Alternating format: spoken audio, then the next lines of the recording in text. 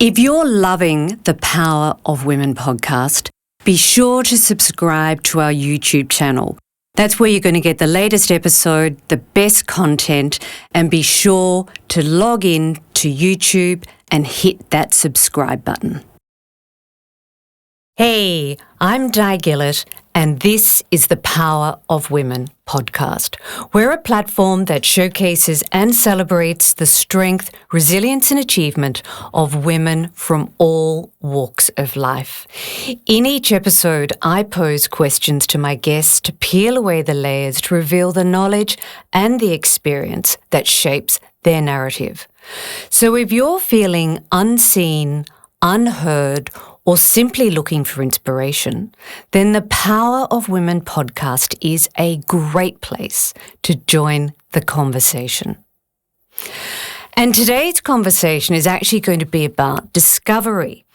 We're going to explore the way family secrets and silence and intergenerational pain and genetics can impact your life choices and personal identity. So joining me in the studio today is a woman who has held management positions across a raft of sectors: education, consulting, business development, and she's been an executive leadership coach for over 2 decades, and today is the Director of Personal Identity Activation. She's also the author of this memoir beside me, Hush, released on Mother's Day in 2024, and that's going to play significantly into what we're going to talk about today. Michelle Scheibner, welcome to the Power of Women podcast. Gillett, thank you. Thank you for having me. You're most welcome. And I know I always open my podcast with the same 2 questions. However, today we may end up lingering just a little longer, given how much it plays into what we're going to talk to today. So, Michelle, where did you grow up? I grew up in Melbourne, in South Caulfield, which then, it's Glen Huntly, South Caulfield, same, I guess, and went to local state school like other kids did, and then went off to Shelford, which was a Church of England girls' grammar school. Indeed. Sister school to Caulfield Grammar. Yeah. Still Caulfield. Yeah. And we had a holiday house at Rosebud on the peninsula. Lovely. So that was where the family gathered.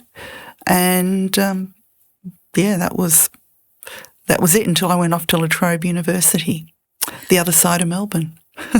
So through the lens of your childhood as you knew it then, what was the most powerful learning from your childhood? I learnt how to be alone. Probably not what you're expecting to hear, but I was an only child. Mm-hmm. I was an only child. My parents were in their 40s, when I was in primary school. They were older parents. My nearest cousin was a decade older than me, and so there was a lot. I grew up with a lot of adult company. There were neighbours with kids, but generally they were one of a pair or one of a trio, and so I didn't spend a lot of time with other young children away from school. So you learnt to be alone, but were you lonely? Yeah. You were? Oh, in retrospect, I was. I didn't know any different. You didn't know what to call it then? I didn't know what to call it. But I was reading quite adult stuff from a young age, in terms of fiction and so on. Not things you would expect. I read Gone with the Wind for the first time when I was 12. That's a grown-up book for a 12-year-old. Grown-up book. I started writing quite sad poetry when I was an adolescent. I would listen to quite sad music. So, but I just... Were you sad? I was sad, but I didn't know why. I've been sad, I think. I felt sad since the day I was born, but I didn't know why. It's really been an internal marker. People wouldn't have necessarily associated that with me. although recently a woman that I worked with and for when I was in consulting came to the book launch, and she had read Hush by then, and she said, I always knew there was something going on for you, but I didn't know how to. Couldn't identify what it was. Couldn't identify it, and there was never a door in to supporting. She didn't know how to support me, but I functioned fine. I don't think I met my potential, just by the way. I'm absolutely sure I haven't. That's an interesting phrase, couldn't find a door in, and that probably resulted from being lonely because your skills around interaction had a limit. Had a limit, and I didn't have language. I can see now, I mean, it's been pointed out to be numerous times in a negative way, but I can see it in a more objective way now, that only children, unless there are other close family and friends somehow, I didn't learn to negotiate. I didn't learn to collaborate. We didn't have to compete against anyone per se. That's right. In the household, albeit you might tell us differently when we pull that apart a little further. But I think what happens is you don't learn how to advocate for yourself when there's your own generation. Like I wasn't. And you didn't have anybody's behaviours to mirror because it was just That's you. Right. That's right. So the learnings were contained. That's right. So that's my learning. Yeah. But learnings don't have to be positive to be impactful. No, they don't. So they don't. And now you can actually put some context to that. So it's probably only coming to the fore now. And I can see now with my clients, I can see, when somebody who's quite confident and has achieved a degree of success and still says to me, but I'm not heard at the leadership table. I don't feel seen at the leadership table. I find I have nothing to say when I'm in larger groups. Is that a gender-neutral phrase or is that coming from females? Well, both, actually, both. But what I see now is that if we weren't seen by our mother or our primary caregiver from the earliest time, if we weren't seen and heard, then it becomes part of who we are. We don't expect to. Maybe that's why I've always been noisy around the leadership table, being the youngest, because you had to be heard. Correct. So yeah. So if you didn't speak up, you're invisible. Yeah. And there was a degree of, if you're the youngest, then there is a degree of competition there for many things, from being fed and being, the nurture. I grew up in a very competitive household, Michelle, so that resonates. Well, that's layer upon layer then, isn't it? Yeah. Yeah. Yeah. And I don't mean that negatively. No. It was actually positive, but it was a household of competitors, so... Yeah. But I think that's the thing, isn't it, Di? There's negative and positive of everything. There's dark and shade with everything. It isn't necessarily what we don't do, but it's what our default becomes. And when we're not being intentional, we revert back to our default. And I've done that for pretty much all my life. And that's why it's so important not to wipe history and do this whitewash, which is the tendency now, because if we do that, we learn nothing. We learn nothing. We've got nothing to reflect back to. And we can't, somebody on a interview the other day said, well, now what's your version of, or what do you think about the nature versus nurture argument? Well, I would say it's both. It's nearly always both, but that's another conversation. But we can't suddenly take something out of that equation. No. So before we got together today, we had a discussion, and you've been a coach executive coach for over 20 years, primarily around people promoting their own identity to the marketplace or to the world. In one way or another. Yeah. It started off as executive career management. Okay. And so that might, that's positioning for promotion and transition and so on. So part of that is to learn how to step forward and present yourself to how to be memorable for the right reasons so that when opportunities arise... I should have come to you earlier. I've been memorable, maybe not always for the right reasons, but I apologise afterwards. But the right reasons are what it is that you're wanting to attract. Yeah, well, that's true.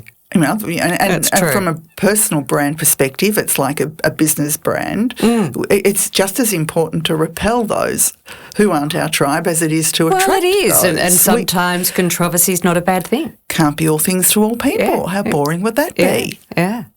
But you said to me what you did find in this is that you didn't actually have your own identity. Tell us about that.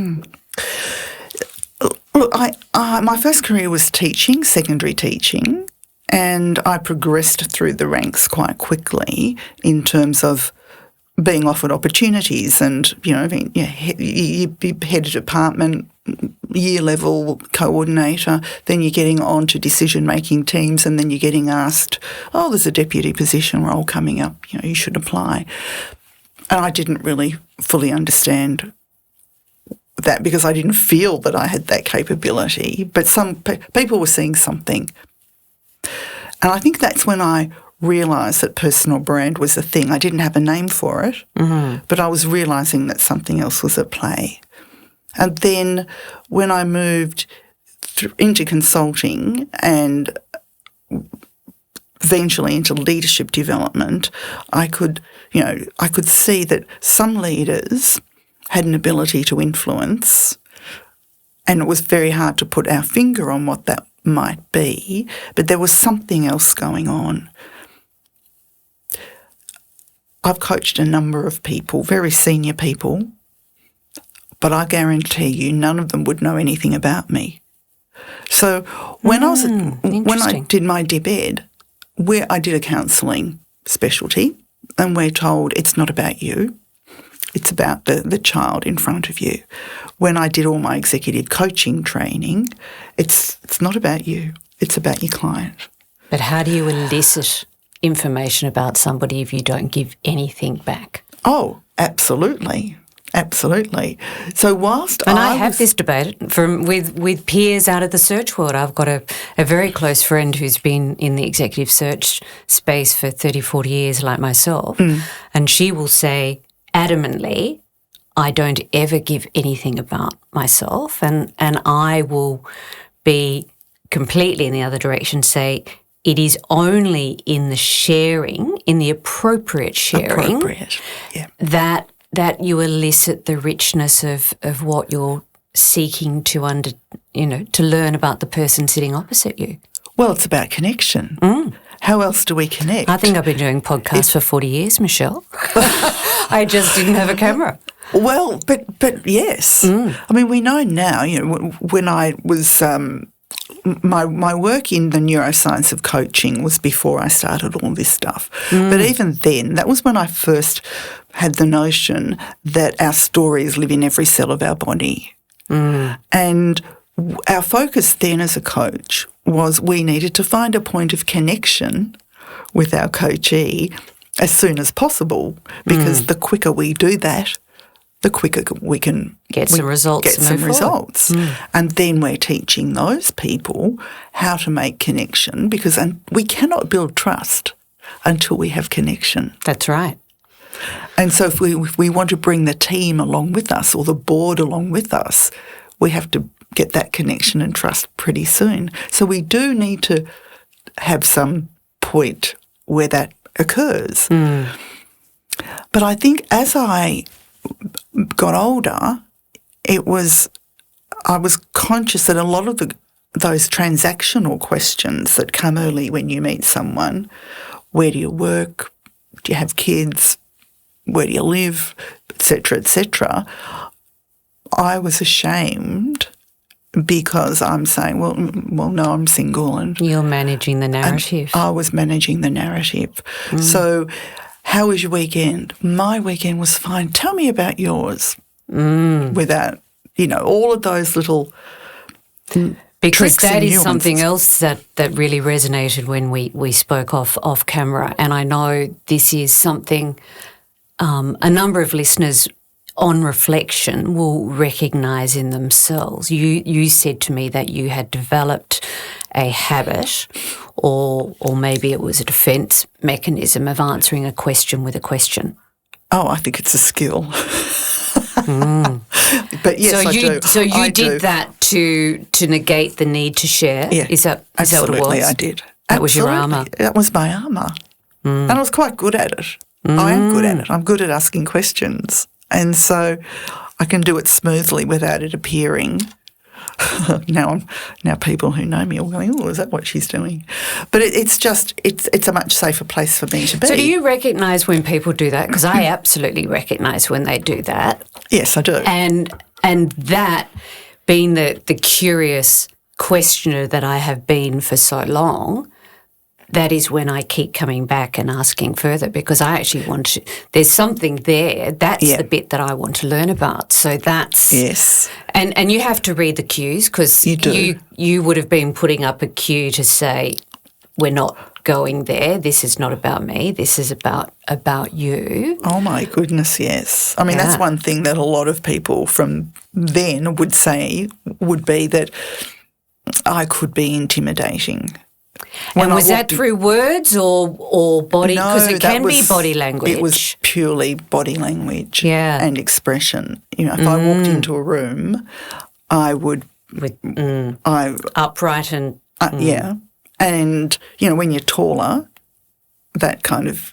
There is a presence, I'm aware of that, but I also know that a lot of people just found me intimidating. My husband said somebody today might find me intimidating. I laugh at that because she was about 6 foot, but and I'm not. But I think it is about how you carry yourself. But for me, it has been just don't go scratching the surface, because I just don't want to go there. Whereas now, it's all in the book, isn't it? Yeah.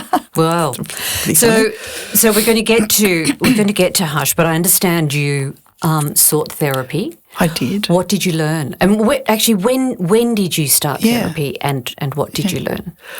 Di, the first time I went to a counsellor when I was at university. Okay. So the first real boyfriend, and I was kind of dumped, and I had no coping skills, and I was living in residence at university then. Yeah. And I didn't get out of bed and for about 5 days. And that's a rough place if you're on the losing end of a relationship, because there's a lot of judgmental people around you. I know that only too well. Oh, my God. Oh, can you imagine what it was like going to my first school dance in year 10 and not having anyone, having to have a blind date? And all my friends had boyfriends. Anyway, and so I saw a sign on the wall for the student counsellor, and now that wasn't especially successful. I was sent away with a prescription for anti-anxiety tablets, which I didn't take. So we're talking 80s? 70s. 70s. So, everything was fixed in a bottle. Yeah, it was. It was. And then when my mother died, I sought someone again. So I was, I don't have a problem with seeking therapy, but it was when I lost my former partner to a cancer journey, which I'd been on that journey with him. And I had experienced grief before. I had organised funerals before. I'd cleaned out houses of loved ones who'd gone before, but this was different. And I couldn't get out of the funk. And it was a client Was it a build-up? Of all the previous grief, you just didn't have any more room in the tank. I think so. I think so. And because many of those other episodes had never been understood and processed, I didn't grieve for my father. Didn't even know how to. So that was when I discovered who I now refer to as my angel, Sarah. So that was in 2016. And is Sarah real or imagined? Oh, no, she's real. She's real. Yeah, she's my therapist. Well, Yeah. my therapist. She's my... Become more than that. She knows my story. But, and what I really liked about working with her is that she is a narrative therapist. So she's listening to the story, but she's listening beneath the story. And Explain that. How do you listen beneath the story? Well, listening for language. So, you know, you would have heard a lot of people you would have interviewed over the years. They say one thing, but you know that there's something missing, or you know that the meaning has some other meaning. There's a story behind the story. Or they're deflecting. Yeah, all of that. And you're watching what's going on. Yep. So you can see eye movement and so on. So being invited to tell your story in a curious way is very different to... So let's start with when you were 3. What happened when you were 3? I mean, that's, you know, that wouldn't have worked for me. I needed someone who was to start where I needed to start, which is I've lost Chris and I'm flapping around here and I can't see my way out. But for what I don't know what the reason was, but when I rang her and she asked me on that initial phone call, well, how can I help you? I sort of went, well, I have several layers of grief, I think. You know, I have grief for a partner that I've just lost. I have grief for the children I didn't have. I have grief for the siblings I didn't have, and I have grief for grandparents that I didn't know. And that was how it felt. It just felt there was so much grief, so much grief. And she didn't. You said she invited you to have the conversation, and you wouldn't have been invited very often to have the conversation, or if somebody had tried to probe previously, you weren't ready to have the conversation. Pretty much. I certainly wasn't ready to have the conversations I needed to hear myself having. You know, I needed to hear my voice. But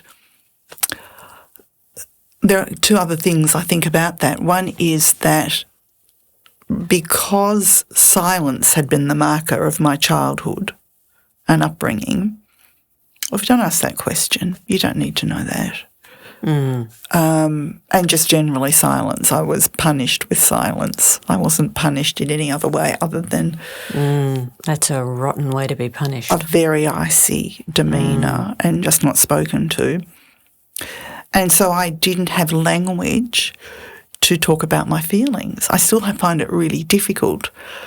I know what's going on now, but to explain how I feel, I can tell you how I think. I'm an expert at telling you how I think, but to actually talk to you about how I feel is very different. And many adults don't have language. You know, we talk about... Particularly of our generation. Our generation. I think there's so much work being done in primary schools now, helping kids become emotionally literate. But... We may be overcorrecting. We may be, but we certainly, I myself and others didn't have the language. And so she would say, Hannah, hang on a minute. I asked you how you felt and you just told me what you think. So let's just go back and can we just work with that? And I welcomed that. I really welcomed that. Because it was a safe place rather than where you weren't prepared to disclose. So... And look, it comes back to, you know, visibility. When you talk about your podcast, stories that champion visibility and resilience, visibility is about voice. It isn't just about vision. Oh, well, I don't even think of visibility about visibility. No, but voice comes first. But when people see that word, their mind goes first to vision And so I think to have somebody really want to listen to your story and not watch the clock. I had been to a grief counsellor, right, in the few months before, a psychologist, and they were working to a script. Working to a half-hour script. turnaround. And how do you feel? And she wasn't picking up that I wasn't telling her how I felt. I was telling her what I'd done, not how I felt. So this was quite, everyone should have this gift. Yeah. So let's fast forward to COVID, and like many of us, we saw it as an opportunity to expand our horizons. Otherwise, we would have gone mad in lockdown. That's for sure. And you embarked upon, or thought you were going to embark upon, writing a book about personal brand. Brand, yeah. But that's not what it ended up being, was it? It's not. So I had a lot of time to do a lot of thinking. I mean, my clients were all bunkered down themselves, wondering, what their roles were going to be when we came out of it, and trying to function offline, working remotely. And so my work was very quiet, and I was thinking, well, what am I going to have to offer them when we come out of this? And so doing a lot of reflection, which is kind of a whole other conversation, but I went back to what do I know a lot about? And I thought at the time what I know a lot about are the different perspectives of personal brand, but also where different dimensions of us intersect. And that once, if we really get inside that intersection, then we get to something that's different about us, that's really unique about ourselves. But I didn't have any other. I could have written about that in 1,000 words. That wasn't necessarily a book. That wasn't going to be a book. Yeah. And then, if you actually do a Google search on Amazon for books on personal branding, there's probably... You'd be flooded. You'd be absolutely flooded. Yeah. So I worked out that I needed to do something different.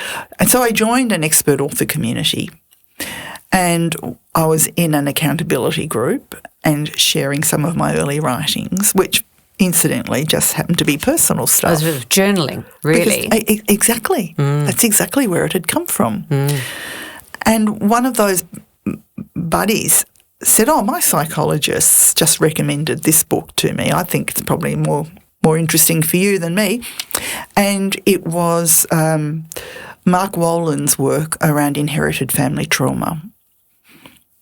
And I just said this to someone this week. It was that was a sliding door moment. I could have said thank you, but I don't think so. But I didn't. I embraced it. And I did all the exercises in it. And I read it inside out and back the front. And actually before I got it, I went on to his website where he has a list of questions. And if you answer yes to any of these questions, then chances are there is trauma, an inherited and ancestral trauma story playing out here. And I went through the questions and I've gone, tick, you had a lot of yes. Tick, tick. And so that started me on what I realised then is what I wanted to write about is how our identity forms in relation to that, because what I couldn't understand was the choices I'd made. I could, on reflection, ensured that I was not in a committed relationship, that I was never in a relationship with a partner who wanted to have children. And so I wanted to understand why I had made those choices.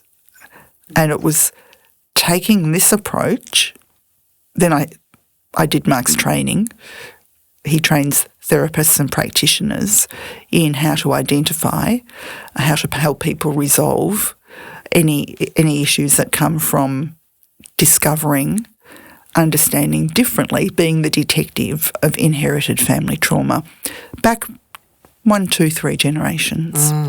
Well, hold that thought, because coming up, let's talk further about what writing a memoir can actually unearth. If you're loving the Power of Women podcasts, be sure to jump on to our YouTube channel and hit that subscribe button to ensure you never miss an episode. So, Michelle, was it through actual therapy sessions that you went to, and I suspect from what you're saying of where those therapy sessions took you, that you actually revised the subject line for your book? You said you were handed this book and said it was more for you. What was the pivotal aspect of that? And why did you receive it? Because you'd before put up a wall and said, I'm not sharing. Yes. So I'd been seeing Sarah for a couple of years, 4 years before COVID. And so she had actually said to me, she'd introduced the topic of genetic imprinting and the experience of a child in the womb. One day she said to me, just imagine for a minute what it must have been like for your mother when she was pregnant with you. And what we haven't told our audience yet is that my parents had a child before me, and had told me that he died shortly after birth, and that was all I was told. When I was 18 and required a birth certificate, I could see that yes, indeed, they had a child. There was a date of birth, but there was no date of death. And so that was when I really learnt that my brother had not died, that he'd been born with Down syndrome, and he'd been he'd been made a ward of the state and placed into Kew Cottages. Which was the way the world played out in those days. It was. So your mother was living with a secret? She was living with a secret. She was living with, I think, extreme grief for him and shame. And so when Sarah said to me, imagine what it was like when she was pregnant with you, because that was scared as all hell it was going to happen again. Yeah. So it was like, go home and make another baby, which they did. So my brother was born in the September of one year and I was born in the following December. Oh, wow. So it was a quick turnaround. And there were no tests in those days to identify any genetic defects.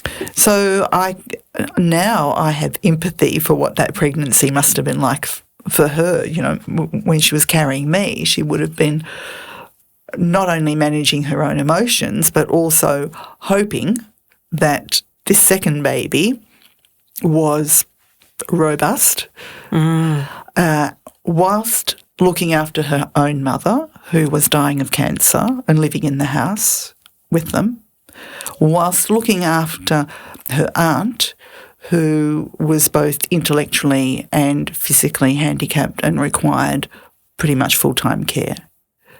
Plus, looking after my father, who it was never diagnosed then, but I can see now, was suffering post-traumatic stress.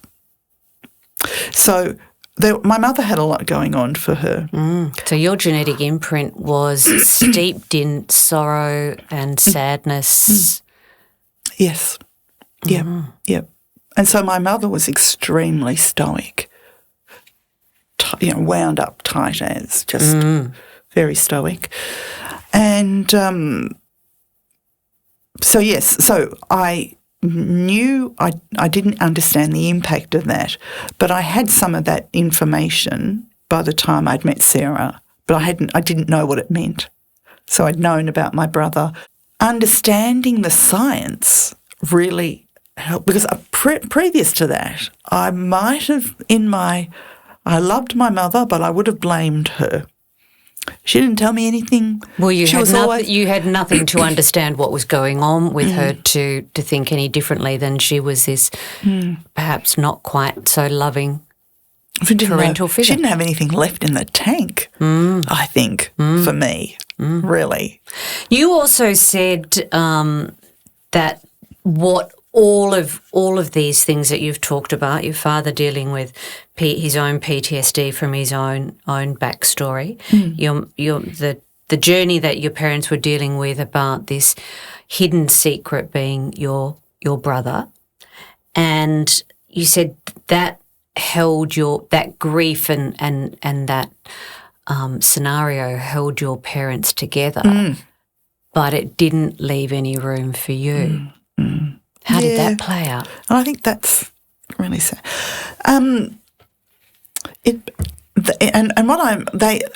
They collaborated to maintain the secrets. And as it's come to pass, yes, because they've agreed that that's the line. They've agreed, and that's the line they took. And they were a very tight couple. But I think when I look now at both their backgrounds, and I was thinking about this again the other day, for my father to even get to Australia, the courage and the bravery that it must have taken. Not to mention everything he'd witnessed prior to that. Because he's left wartime. Yeah. And his first attempt, he was turned around when the ship got to New York, to Staten Island, turned around and sent back to Germany. So by the time he got here, then thought that was all going to be terrific, had a job, had a distant cousin who had sponsored him, and then was... so his genetic imprint was grief, trauma and survival. And silence. Generations of silence. And silence so that you could survive. Yeah. And then he was interned. And my mother either met him when he came out of that internment. In Australia? No, she knew him, that's right, because he was in Australia. Yep. So what happened was they rounded up Jewish, they were aliens. And we had great phrases. Yeah. Same as the Down syndrome, we had great phrases. Great phrases, didn't we? Great use of language. And he found himself, so I've now since, this is all since they've died, found the letters, read the letters where he talks about being bullied by Nazi fellow detainees because he was Jewish. But I didn't know he was Jewish. We probably should have said that earlier. That's all right. I was raised believing he was Lutheran. Right. But he was a Holocaust survivor. Yeah, his parents perished in a camp. So... how old were you when you learned all of this? I went to the Holocaust Museum in 2015. Oh, it's very recent. In Berlin, and found their records in the database there. Wow. And that was I didn't know before. You add 2 and 2 up, there was no record of them. So he was still living the lie of silence to protect his identity, even by the time he got here. Oh, to pretend to be Lutheran to avoid being detected, even here in Australia. Yeah. Yep. And look where we are right now. And look where we are. 2024. Exactly. Wow. Exactly. That's a sobering moment, isn't it? It is a sobering moment, and it's been breaking my heart. But that's a whole other story. And so. So my father died when I was 23. So, he didn't have any input into any of this. My mother died 17, 18 years later, having lived alone in a big house, that big family home, all that time. But I think they were codependent. They were clearly codependent. Her mother and her sister apparently cried all day on my mother and father's wedding day because my mother was marrying a German. So, and he had nobody. So they were codependent right from the start. And when you married outside of your family's religion, there was often this isolation that ensued. So in that generation, I know even in my parents and aunts and uncles that was the case. Yeah. Yeah. So they would have been very codependent. So I can understand your comment about it didn't leave much room for you because they didn't know how to let anybody else in. No, and I think they thought they were protecting me. By keeping this from you. But, when you say that, I have a vision of my parents walking along the beach, hand in hand, and I'm a 5 or 6 or 7-year-old walking behind. They're not talking to me. They're talking to each other. You know, they were a tight couple. So there wasn't a lot of room. And they were keeping each other afloat, I think. Yeah. They didn't want to burden you with it. So you're oblivious to so much of this information about your life, and it's really only in the last 10 years or so, and even more recently, that you've found this out. So family secrets and unspoken history can have a huge impact on our identity, and without question, you now know that it had that on yours. Has sharing your story and putting it down in paper in your memoir made a difference? To me or to others? To you. This is the third manuscript. So the first two, because the first two I was still working through what you're finding out. What I was finding out and trying to make meaning of it. And I had some feedback from a couple of editors that, it wasn't reading especially well and so on. So I went away and learned how to write memoir. But those two first versions were for you? They were for me. Yeah. They were for me, along with all, it had my journal entries in and all sorts of things. This is the one that's for everybody else? Yes. And so this is the one where I want people to read and reflect on their own stories. This is not, you need to hear my story. I mean, it started with, back in 2016, I think one of the things I said to Sarah was, I just want people to walk in my shoes for one day and really understand what it's like. And this kind of started, in fact, the first two drafts, the working title was Who Am I? Because I was still working that out. Yeah. But this is... So the first two, my interpretation of that, Michelle, is that the first two were really your journals with the benefit now of hindsight and information. Yes. To then be the underpinnings of research that became the memoir that goes out to the world. Yes. Which is for others to learn from similar experience. And the experience, and the experience isn't, so it's not just for people who have a similar story. No. Because what I've tried to do, so what I was finding when I was reading everything, I was reading memoirs that people had written. That I read Adam Frankel, whose book Survivor. He was Obama's first speechwriter, and during that time, there was a lot going on for him, and really with his own identity. And his mother was a Holocaust, the daughter of a Holocaust survivor, and his memoir. I was reading that, going, yes. You kind of feel like, okay, it's a different story, but he was feeling the same things.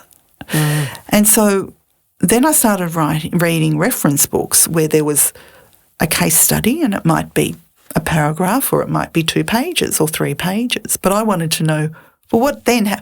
I wanted to know more about that person in the case study. So what I've really done here is used my story as a case study. And then I've taken people on the journey of how, in time, as I'm learning. So the first part, they get the setup of what's at stake here. And then parts 2 and 3, you're learning as I'm learning what it means. Why did I have this feeling of abandonment from a child? Why did the term emotional deprivation resonate with me? Have I identified with someone in the family system unknowingly and have tried to live their life? All those sort of questions that were coming up as I was learning, I've taken the reader along that with me and with some answers. in the hope that people might pause and think, well, so you might ask me, how would we know? And what we tend to see is, we've heard the term limiting beliefs. Mm-hmm. And sometimes, there's a whole range of things that we can, strategies that we can take to work through that. But when we have those recurring patterns, whether it be toxic relationships, and I've had a number of those, whether it be finding yourself in situations that you never for 1 minute expected to find yourself in. Yeah. When your career didn't pan out the way you expected, or you've had health issues where there doesn't seem to be anything hereditary, but there's something going on, or there's you have financial issues. So you're saying it's not unexplained. That's where you're getting to. What I'm saying is these things that all of us are dealing with every day may have may have started somewhere else. Didn't start with us. It may have started generationally before we were even conceived. But if we don't deal with it, it will continue to recur. And if you don't know about it, you don't know that you need to deal with it, hence the point. So do you see yourself any differently now that this book's out in the world? I do. What I absolutely love is that every time I'm at an in-person speaking event, there'll be people who will come to me and want to tell me something. I didn't marry, I didn't have children. I felt unseen. Thank you for telling your story. Now I'm curious about mine. And it's, how do I feel different? I feel like... That was my question. And I didn't answer it. No, I didn't get to ask it. You asked it for me, but that is the question. So how do you feel different? Oh, I feel lighter. I'm not carrying the shame or the blame. And whilst I recognise where that has come from, I also recognise the courage of my mother, the resilience, the courage of both my parents. I realise that I've also inherited some wisdom and I have the capacity to... I knew I had a capacity to work with others in a meaningful way, but I feel like now I have so much more. I actually feel more intelligent than I did. Well, because you can actually talk about what you know. And that's an interesting point too, because is it easier to share or is it easier to keep the secret? Well, I think as long as you keep the secret, you can't be judged. But keeping the secret is not easy. Keeping the secret is not easy, and avoiding the damage is not easy. Yeah, and I think keeping the secret led to an illness that she died way too young, I believe. My father died at 62. Died young. Yeah. Just like that. So I think the physical toll. Impact, the physical toll for a start, let alone of keeping secrets. You've got to work pretty hard at secret keeping. You've got to be on alert. Yes, you do. Because you've got to be really, you've got to remember what you've told and who you've told, and and secrets of that magnitude don't get forgotten. I mean, other things, I don't know, I sold a bunch of grapes when I was 6 at a supermarket.